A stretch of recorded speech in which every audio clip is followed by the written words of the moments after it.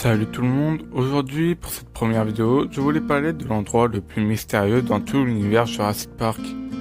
Alan Grant, Billy, la famille Kirby se dirigent dans une sorte de complexe. À l'intérieur du complexe, nous pouvons apercevoir des couveuses. Nous apprenons donc que dans cet endroit était un lieu pour les naissances de dinosaures, avant d'être envoyés dans Jurassic Park.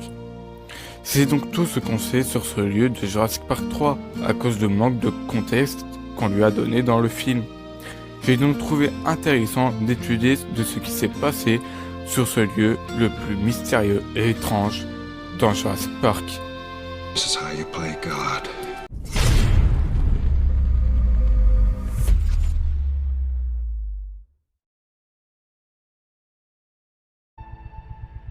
Dans le script original de Jurassic Park 3, le complexe était censé être le même que celui de Jurassic Park 2.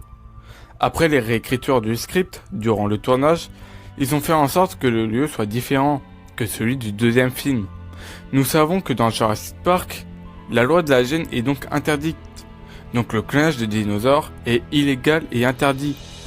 Dans la salle d'embryon, nous pouvons apercevoir un fœtus de raptor, qui est donc récent.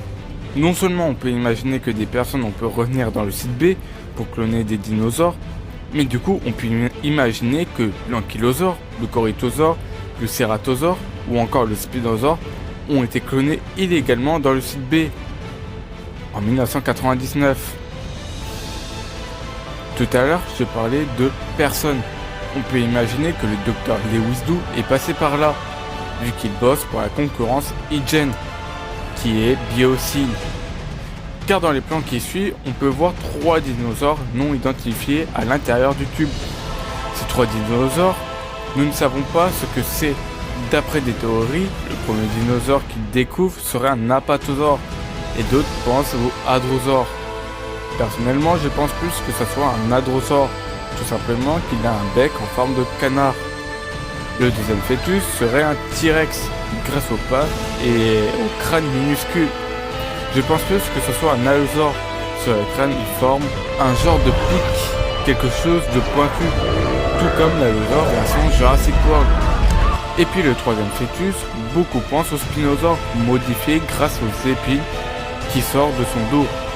Les pattes bien plus longues que le T-Rex, bien évidemment, on ne connaît pas l'identité de cet animal. Bien évidemment, ce ne sont que des spéculations, et on n'aura certainement jamais l'explication sur ce complexe abandonné, qui je trouve effrayant et glauque. Les questions qu'on peut se demander, c'est est-ce que dans ce complexe abandonné, faisait-il des expériences illégales? Et si oui, le spinosaure était-il une expérience de Biocine, le spinosaure de Jurassic Park 3? Puis les fœtus, de quel dinosaure s'agit-il? Et pourquoi IGEN n'aura jamais communiqué sur cet endroit en particulier? N'oublions pas que seul John Hammond connaissait cet endroit, avant de le dire à Ian Malcolm au second opus. Donc c'est à vous de le dire dans les commentaires vos théories sur ce complexe autant mystérieux.